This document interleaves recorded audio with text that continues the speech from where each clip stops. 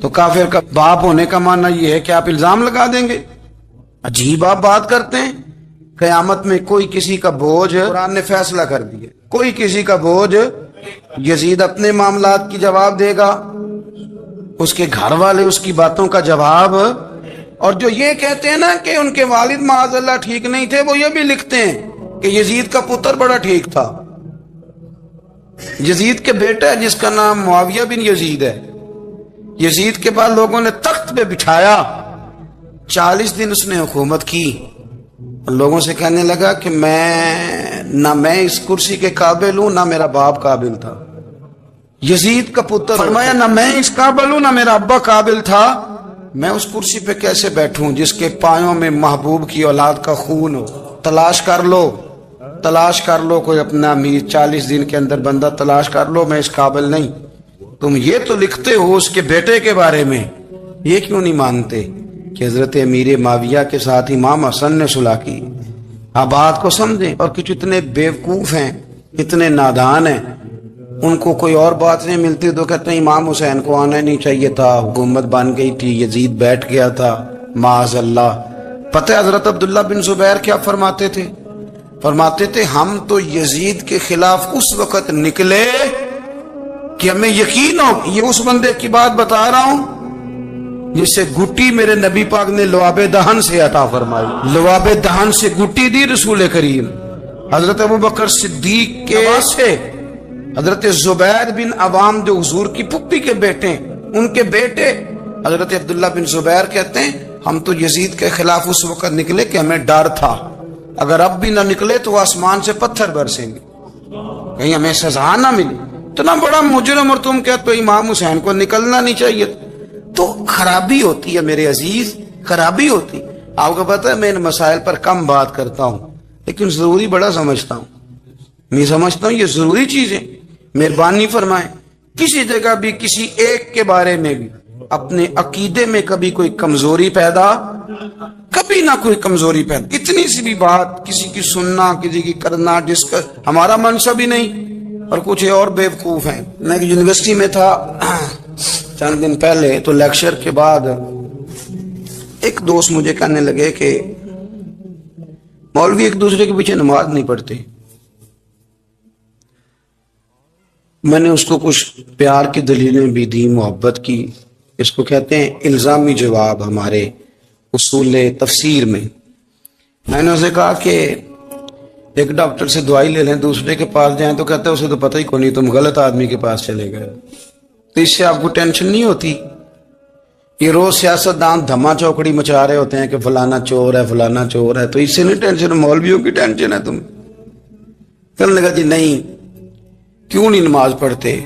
میں نے اسے کہا یار، اور وہ مجھے کہنے لگا جی آپ بڑی مثبت بات کرتے ہیں تو اس لیے میں نے آپ سے سوال کیا ہے۔ میں نے کہا یار بڑی سادی سی بات ہے، اگر تیری سمجھ میں آ گئی تو ٹھیک ہے، نہ بھی آئی تو منوانا تو میرے ذمہ ہے بھی نہیں، بتانا میرے ذمہ ہے۔ تو یہ بتا، میں نے کہا تیرے ابا جی کو، تیری اماں کو بندہ کافر کہہ گزرے، کوئی مولوی بہت بڑا شیخ الحدیث ہو، اصول تفسیر پہ، فقہ پہ، حدیث پہ دسترس رکھتا ہو اور مستحضر علم ہو اس بندے کا، تیرے ابے اور اماں کو کافر کہے تو نماز پڑھتا ہے؟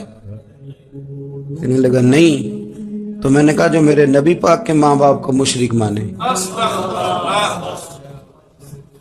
اور میں نے کہا اگر تم نے دلیل چاہیے ہوگی تو بندے میں تمہیں دوں گا اور بائی نیم دوں گا، اور میں ان کی تحریریں تمہیں دوں گا جو مر گئے یہ لکھتے ہوئے کہ چونکہ وہ پہلے چلے گئے تھے، انہوں نے کلمہ نہیں پڑھا، لہذا معاذ اللہ صبح معاذ اللہ دوزخ میں جائیں گے۔ تیرا حوصلہ پڑھتا ہے تو پڑھ نماز، میرا تو نہیں پڑھتا، میں کیسے پڑھوں؟ اور اس قدر کمزور نظریے کا آدمی کہ اپنے قلم سے لکھتا ہے، اپنے قلم سے اپنی کتاب میں لکھتا ہے کہ جس مچھلی کے پیٹ میں حضرت یونس نے کچھ دن گزارے وہ مچھلی جنت میں جائے گی۔ تو شرم نہیں آتی؟ جس مچھلی کے پیٹ میں یونس چند دن رہے وہ جنت میں جائے گی، اور جس ماں کے پیٹ میں مدینے والے رسول 9 مہینے رہے، یہ حیا نہیں آتی تجھے بات کرتے؟ پھر بھی سمجھ نہ آئے تو ہم سے آ کے عقیدہ سن، ہو درود تجھ پہ بھی آمنہ، ہو درود تجھ پہ بھی، تیرے لال پر بھی سلام ہو، تیری گود کتنی عظیم ہے۔ تیری گود کتنی یار آپ مجھے دلیل دینا. میں آپ ہماری ساڑی تے باٹی کونی تے سانجی کے نال ہونی ہے. ہمارا کسی سے ذاتی رٹا ہی کوئی نہیں. آپ بات کو سمجھے, لیکن تجھے کوئی اور چیز لکھنے کو ملی کوئی نہیں. تو نے قلم اٹھایا اور تو تکلیف دیتا ہے نبی پاک کو. تو وصیت والدین کو معاذ اللہ یہ لفظ کہہ کے گزر جاتا ہے. اور ان کے نام دیکھو, آمنہ نام کیا ہے؟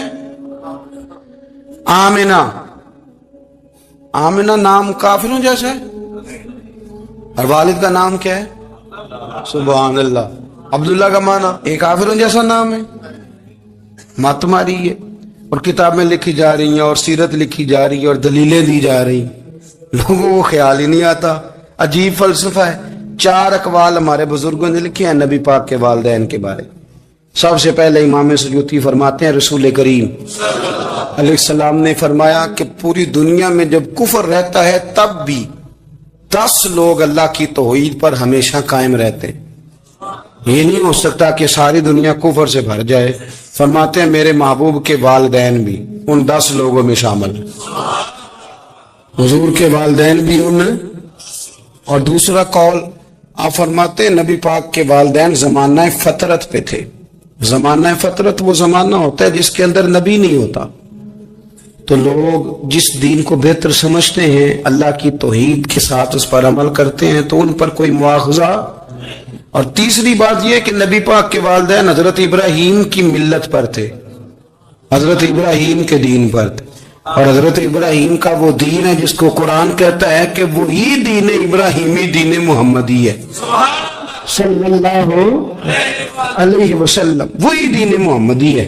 اور چوتھی بات اس کو علامہ ذہبی نے لکھا, علامہ خفاجی نے لکھا, قاضی اجاز نے لکھا, محدثین نے لکھا. حدیث کی راوی سیدہ عائشہ صدیقہ رضی اللہ تعالیٰ عنہ کہتی ہیں رات کو میں اٹھی تو میں نے نبی پاک صلی اللہ علیہ وسلم کو روتے ہوئے دیکھا. یا رسول اللہ کیا ہوا؟ فرمایا میں نے رب کریم کی بارگاہ میں عرض کی تھی یا اللہ میرے ماں باپ کو زندہ کر دے تاکہ وہ میرا کلمہ پڑھ لیں.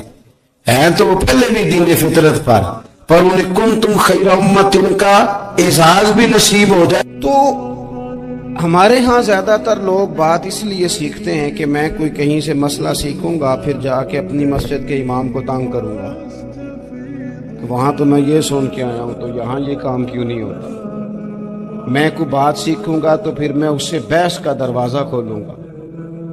علم کا مطلب ہی اپنے آپ کو سنوارنا ہے. معلومات حاصل کرنے کا مطلب یہ کہ آپ کے عمل میں پختگی آئے, آپ کے کردار میں پختگی آئے. آپ نے جو سیکھا ہے آپ اس کے مطابق اپنے آپ کو ڈھالیں.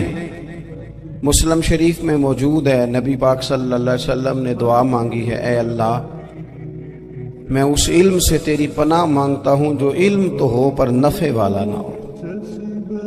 جس بندے کے علم نے اسے نفع نہیں دیا, وہ کچھ سیکھ نہیں سکا اسے, تو اس کا علم کسی کو کیا نفع دے گا جب خود سے اس نے. اور صوفیہ کرام تو فرماتے ہیں کہ جو لوگ بڑی معلومات حاصل کر لیں, بڑی باتیں سیکھ لیں, پنچایت میں کسی کو بولنے نہ دیں, گھر میں کسی کو بولنے نہ دیں.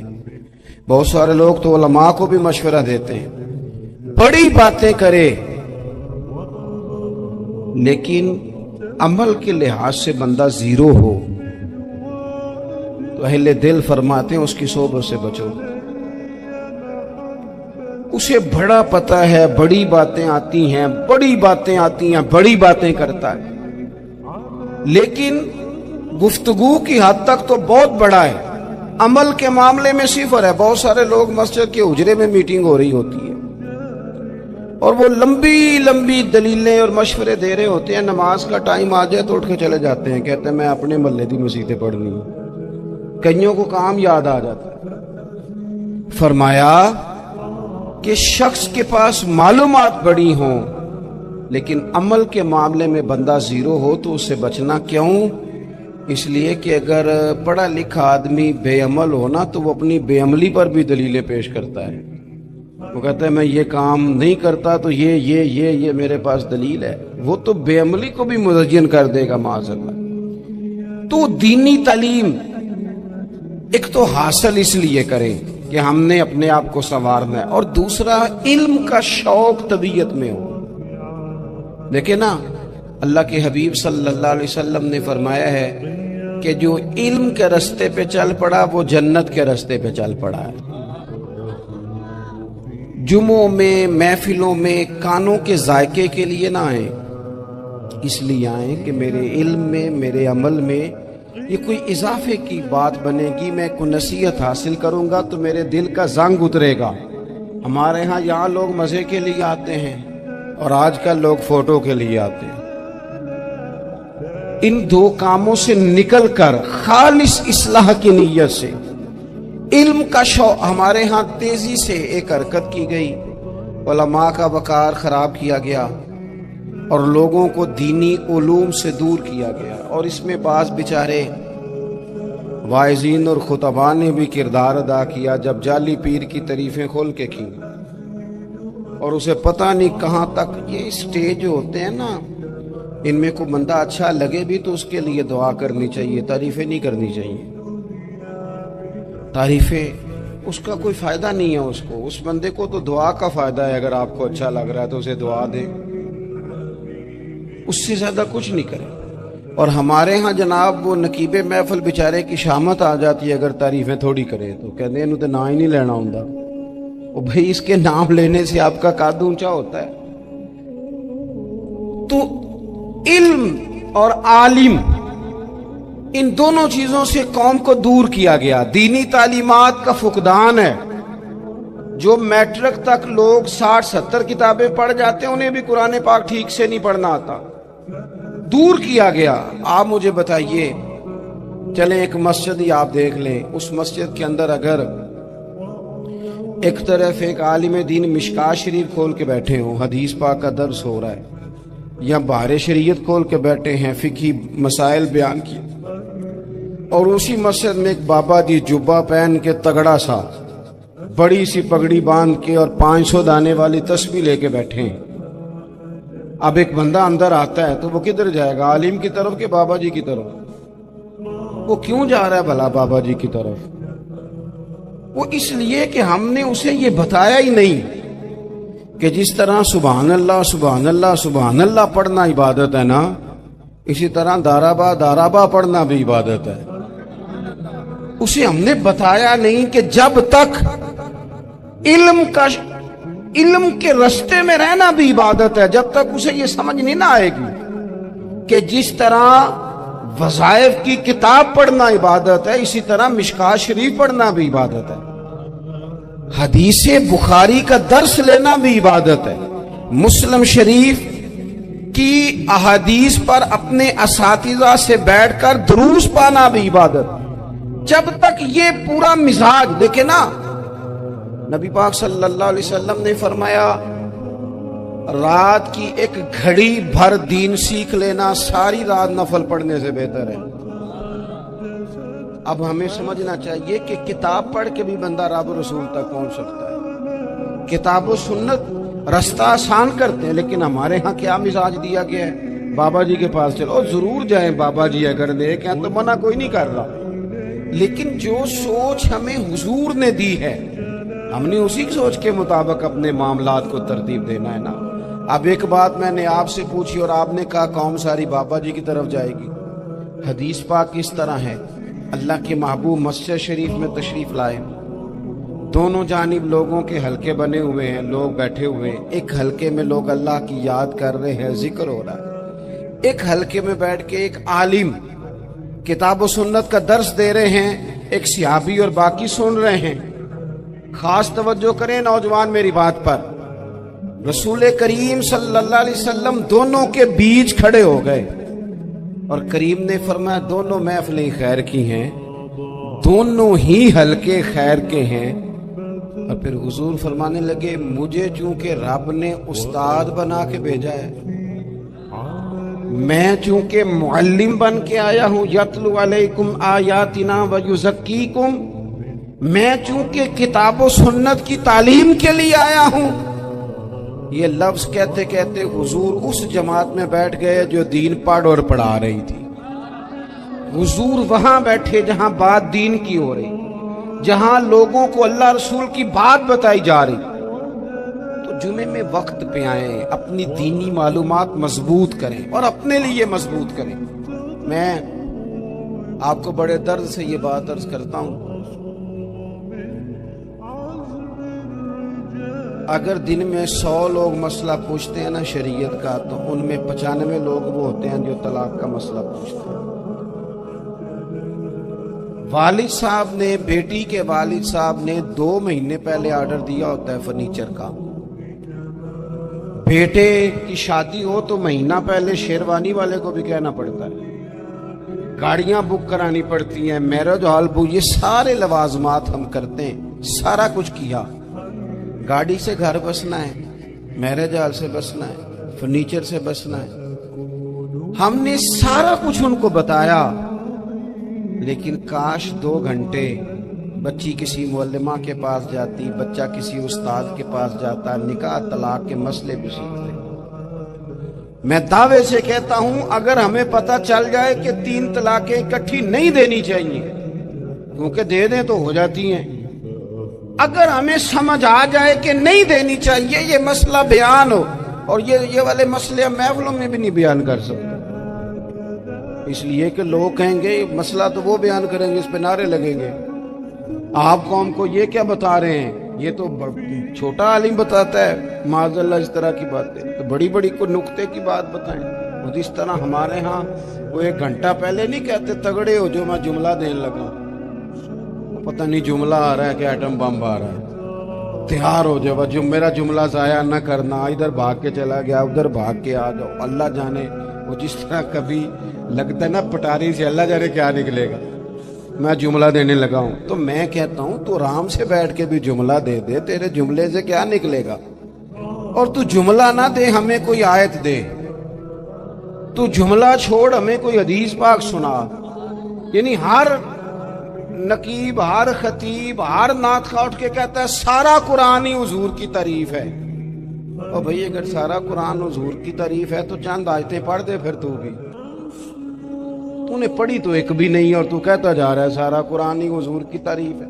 یہ والی تعریف بھی تو سنانا قوم کو، جو یہ بچے ان کے استاد انہیں سکھا رہے ہیں اور یہ سیکھ رہے ہیں، اس طرف بھی تو سفر کریں۔ تو میرے عزیز، اگر لوگوں کو مسائل کا پتہ چلے تو سینکڑوں گھر بچ جائیں تباہ ہونے سے، بڑے بڑے گھر بچ جائیں، لیکن مسائل نہیں آتے۔ میرے پاس مسئلہ پوچھنے کے لیے کچھ لوگ آ گئے، تو 4-5 سال کا بچہ بھی تھا جس کے والد نے غصے میں اپنی بیوی کو 3 طلاقیں دی تھی، چھوٹا سا بچہ، کپڑے بھی پھٹے پرانے، اور حالت بتا رہی تھی کہ غریبی ہے۔ تو جب میں نے مسئلہ بتایا کہ 3 طلاقیں ہو گئی ہیں تو واپس جانے لگے، تو بچہ مجھ سے کہتا ہے، دیہاتی آدمی تو کہنے لگا، مولوی صاحب میری اماں تے نانی کہنی اسن پوچھ کے آئی آپ کہ ہن اسی لہدا لہدا ہی رہنا ہے۔ تو اس بچے کی نونہال کی وہ کیفیت دیکھی تو میں رو پڑا۔ میں نے کہا یار یہ بچہ بیچارہ ماں باپ کے ہوتے ہوئے یہ یتیموں جیسی زندگی گزارے گا کیونکہ باپ نے طلاق دے دی، کس طرح؟ مسائل نہیں بتائے لوگوں کو، تعلیم سے آگاہی نہیں کیا۔ اور اس میں بہت بڑا ظلم ہے ان لوگوں کا بھی جو جنازے پہ کھڑے ہو کے تو کہہ دیتے ہیں، میری طرح کے لوگ اچھے علماء کی بات نہیں کرتا، وہ کہہ دیتے ہیں دیکھو جی لوگوں کو جنازہ نہیں آتا۔ بھئی آپ نے کس دن عشاء کے بعد کلاس لگائی تھی جنازہ سکھانے کی؟ یہ تو آپ نے کہہ دیا لوگوں کو قرآن کی ٹھیک نہیں آتا، تو یہاں تو بیچاری بیبیاں جن کو صحیح پڑھنا نہیں آتا وہ مشن بنا لیتی ہیں کہ میں نے اتنے 100 کو قرآن پاک پڑھانا ہے، بیوہ ہو گئی ہوں، طلاق یافتہ ہو گئی ہوں، ساری زندگی قرآن پڑھاؤں گی۔ ہم کیوں یہ مشن نہیں بناتے؟ کیوں اس طرف سفر نہیں کرتے؟ ایک تو دینی معلومات میں، دینی علوم میں اپنے آپ کو لگائیں اور ذوق پیدا کریں کہ جو چیزیں مجھے نہیں آتی میں نے وہ سیکھنی ہے، جو معاملات مجھے نہیں آتے میں نے ان کی طرف سفر کرنا ہے۔ ایک تو اپنا یہ مزاج بنائیں، اور جب آپ دینی علوم سیکھتے ہیں تو پتہ ہے کون سا منظر قائم ہوتا ہے؟ منظر وہ بنتا ہے کہ حضرت ابو ہریرہ بھی دین سیکھا کرتے تھے، حضرت عبداللہ ابن عمر بھی اصحاب صفہ میں رہا کرتے تھے، حضرت انس بن مالک بھی رہا کرتے تھے، اور ایسا منظر بنتا ہے کہ حضرت سیدہ خدیجہ الکبریٰ رضی اللہ تعالیٰ عنہ فرماتی ہیں سیدہ فاطمہ حضور کی گود میں بیٹھی ہوتی تھی اور نبی پاک سے باتیں پوچھتی تھی اور حضور انہیں بتا رہے ہوتے تھے. سیدہ عائشہ حضور سے دین کی باتیں پوچھتی. چوتھا حصہ ہماری فقہ کے اصول حضرت فاطمہ کی حضرت عائشہ صدیقہ کی مرویات پر مبنی ہے. اگر ہماری بچیاں چھوڑ دیں ڈائجسٹ پڑھنا، چھوڑ دیں ادھر ادھر کی مووی دیکھنا اور وہ کتاب و سنت پر آ جائیں تو بہت سارے مسائل ایسے ہیں جو الجھنے سے پہلے ہی سلجھے ہوئے ہوں. دینی تعلیم کا مزاج اور ذوق. اور دوسری آیت کریمہ میں نے تلاوت کی، اللہ کریم نے قرآن مجید میں فرمایا یا ایھا الذین آمنوا قوا انفسکم واہلیکم نارا، اے ایمان والو خود بھی دوزخ کی آگ سے بچو اور اپنے گھر والوں کو بھی بچاؤ. او والد، وہ ماں جو بچوں کو بھوک سے بچانے کے لیے محنت کرتی ہے، ان کو مایوسی سے بہت سارے ماں باپ ایسے ہوتے ہیں جن کے پاس کپڑے لینے کے پیسے نہیں ہوتے عید پہ. کیوں؟ عزیز بھائی، جس طرح ہم اپنے بچوں کو دیکھیں، بہت سارے ماں باپ کے پاس گنجائش نہیں ہوتی، لیکن اس نیت سے کہ بچوں کے دل ٹوٹ جائیں گے، عید پہ کیسے گزارا کریں گے، مشکل سے بھی کپڑے خرید کے دیتے. اس طرح ہم اپنے بچوں کو بھوک سے، پیاس سے، مایوسی سے بچاتے ہیں. اس طرح ہمارے رب نے ہمارے ذمے لگایا ہے کہ تم اپنے بچوں کو کوشش کرو دوزخ کی آگ سے بچانے کی. حضرت عمر فاروق رضی اللہ تعالیٰ عنہ نے عرض کیا تھا یا رسول اللہ صلی اللہ تعالیٰ علیہ وسلم، اس آیہ کریمہ کا معنی کیا ہے؟ تو محبوب کریم علیہ السلام نے فرمایا عمر، جن چیزوں کا اللہ تمہیں حکم دیتا ہے تم اپنے گھر والوں کو ان چیزوں کا حکم دو. جن چیزوں سے رب رسول تمہیں منع کرتے ہیں اپنے گھر والوں کو ان سے روکو. اپنے گھر کے اندر نفاذ دین کرنے کی کوشش کرو. میرے بھائی، بہت زیادہ آزمائش ہے ہمارے گھروں میں، بے چینیاں ہیں، اضطراب ہے، بچوں میں سختی ہے، بہن بھائی ایک دوسرے کے ساتھ لڑتے ہیں، مزاجوں میں تلخی آ گئی. کیوں بھلا؟ اس لیے کہ ماں باپ کو جو بہترین کردار اور جو حسین طریقہ گھر میں اپنانا چاہیے تھا، بچے تقریر باہر سے سنتے ہیں لیکن وہ فالو اپنے ماں باپ کو کرتے ہیں. اگر ماں باپ میں حوصلہ ہو، صبر ہو، اطمینان ہو، خودداری ہو، تھوڑے پر گزارا کرنے کا مزاج ہو. دیکھیں نا، آج ڈپریشن ہے، ٹینشن ہے، پینکس اٹیکس ہیں، بڑی ساری چیزیں آ گئی. کیوں بھلا؟ صبر نہیں، تحمل نہیں، بردباری نہیں. آزمائے. ایک دن ایک بچہ میرے پاس آ گیا مدرسے کا اور آ کے وہ رونے لگا. میرے گھر والے کہنے لگے کھانا چھوڑ دیں، پہلے اس کی بات سن لے. میں نے کہا پتر کیا ہوا؟ کسی نے مارا ہے کسی استاد نے؟ کہنے لگے نہیں حضرت، گھر فون کیا تھا تو میری اماں اور ابا کی لڑائی ہو رہی ہے. بچہ کانپ رہا ہے، ٹانگیں کانپ رہی. میں نے کہا کیا ہو کیا گیا تمہیں پتر؟ لڑائی ہو رہی ہے تو گھروں میں ہو ہی جاتی ہے. کہنے لگے نہیں، آپ کو پتہ نہیں، وہ بڑا سخت لڑتے ہیں. میرے والد جب میری والدہ کو مارنے کے لیے آگے بڑھتے ہیں تو ہم سارے چار پنجوں کے نیچے چھپ جاتے ہیں. ہمیں خوف آتا ہے، وہ منظر خطرناک ہوتا ہے. یہ کون تکلیف دے رہا ہے اپنے بچوں کو؟ یہاں بیٹھے ہمارے ہاں میلوں دور رہتے تھے اس کے گھر والے، تو وہ تکلیف میں تھا، تو گھر میں کیا کیفیت ہو؟ اگر حوصلہ ہو، صبر ہو، قناعت ہو، اللہ کے دیے ہوئے تھوڑے رزق پر ہمیں راضی رہنا آتا ہو، ہمارے گھروں میں سکون آئے، اطمینان آئے.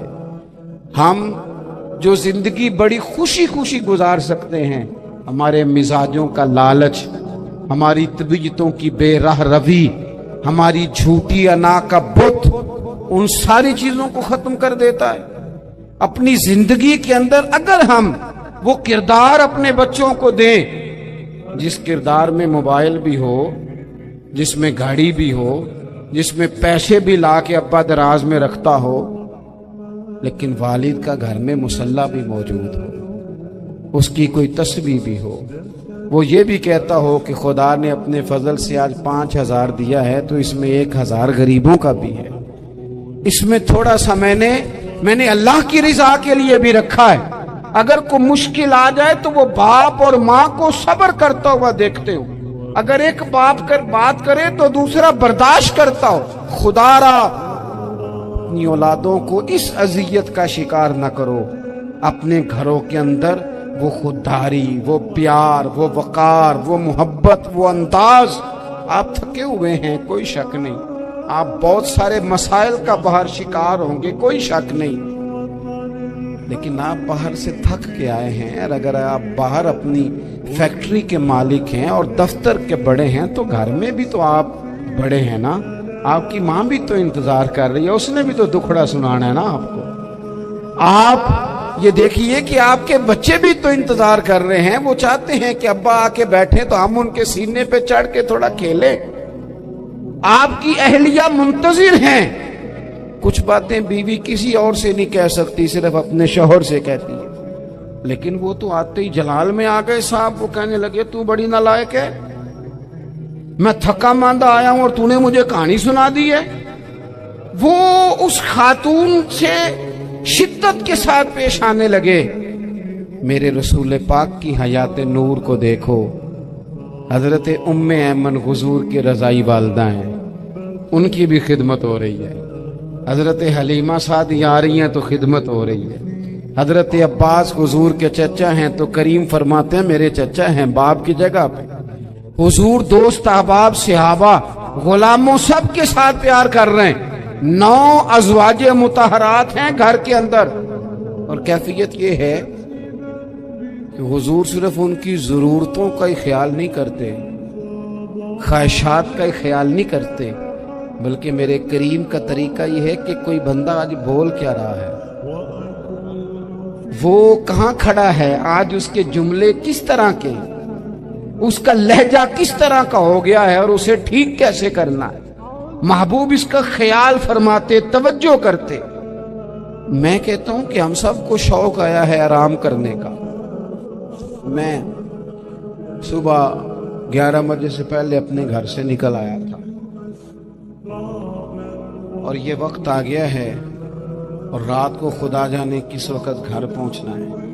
کئی دفعہ کیفیت یہ ہوتی ہے کہ گاڑی سے اترتے ہیں تو پھر دل کرتا ہے کہ کوئی اٹھا کے چلائے نہ کبھی، اس کے باوجود بہت سارے لوگ ناراض رہتے ہیں کہ ہم سے مل کے نہیں گئے، فوٹو نہیں کھنچوا کے گئے، فلانی جگہ چائے نہیں پی کے گئے۔ یہ تسلسل ہے، لیکن میں جتنا مرضی تھکا ماندہ گھر جاؤں گا نا، کبھی ایسا نہیں ہوا کہ میں گھر جاؤں تو بڑی ٹینشن میں جاؤں۔ میری گھر والی ایک دن مجھ سے کہنے لگی آپ نے کبھی نہیں کہا کہ میں تھکا ہوا ہے، بندہ تھک بھی تو جاتا ہی ہے، کبھی کہاں کرے نا۔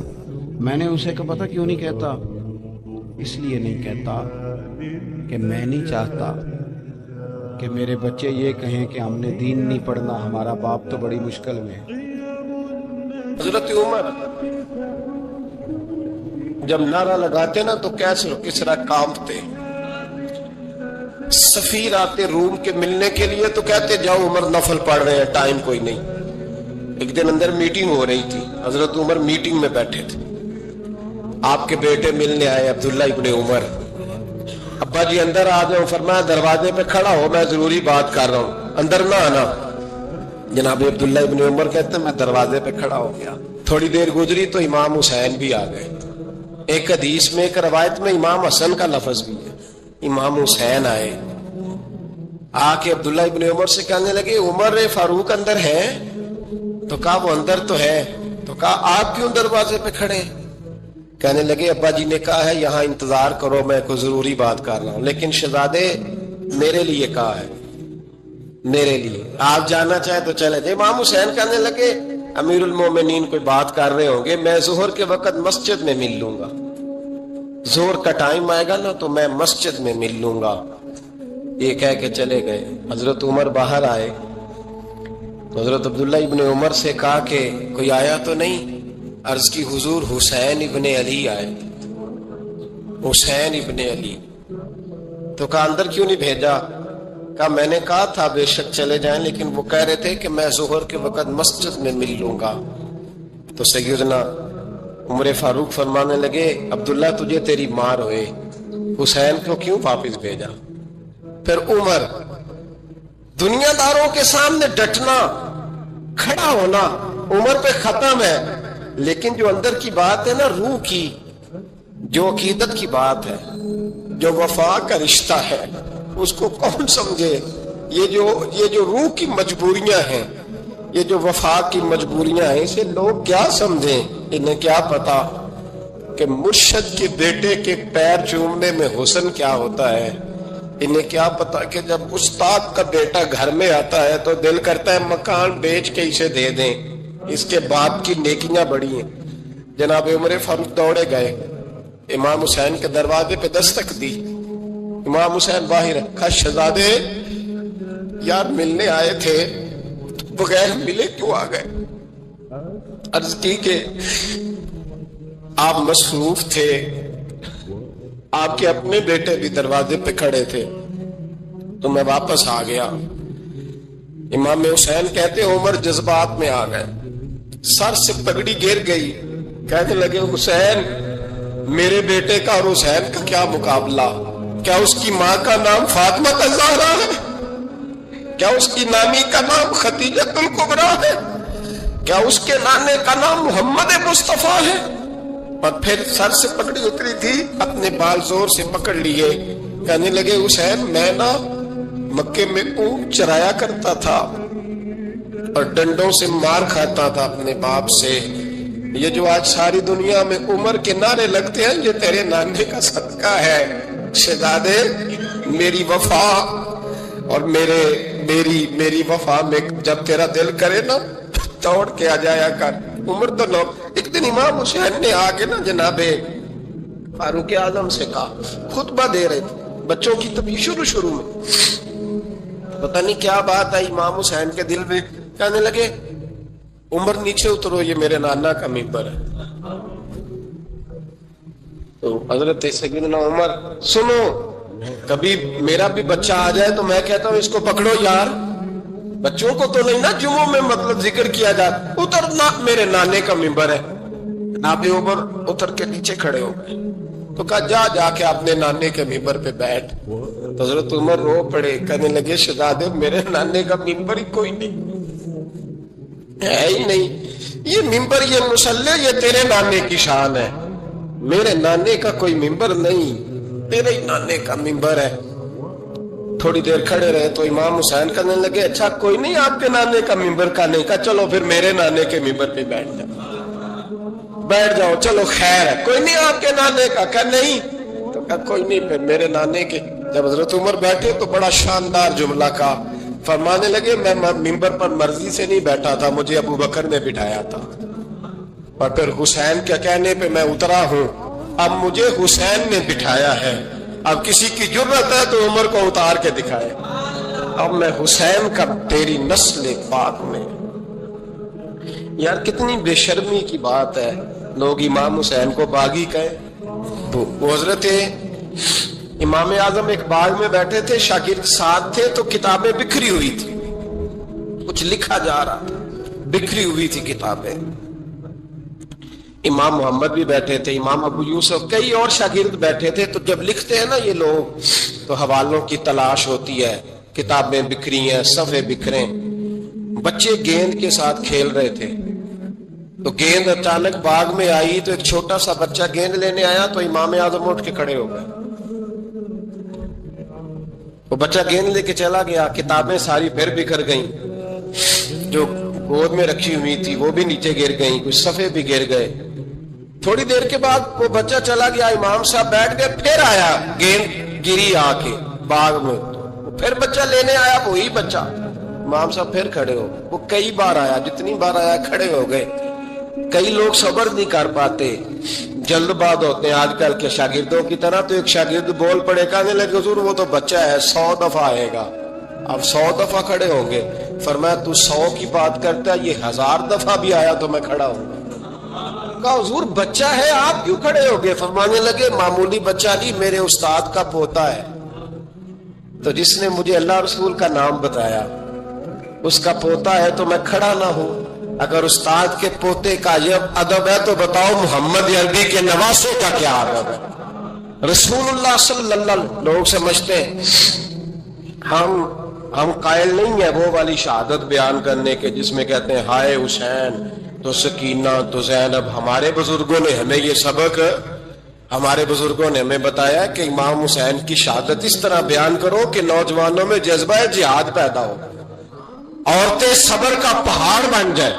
اس طرح شہادت ہم وہ والی. لیکن ایک بات ضرور ذہن میں رکھیں, یہ جو لوگ کہتے ہیں نا بڑے مظلوم تھے پانی نہیں آ سکا, میرے سے حوالہ دیکھے جس نے دیکھنا ہے, میرے سے حوالہ دیکھے. میرے سے حضرت امام حسین میدان کربلا میں تھے تو تھوڑی سی جگہ کھود کے نا امام حسین نے تو خندق کھودی. خندق کھودنا عرب کا رواج تھا, مدینے میں بھی خندق کھودی گئی, اس کا نام ہی جنگ خندق.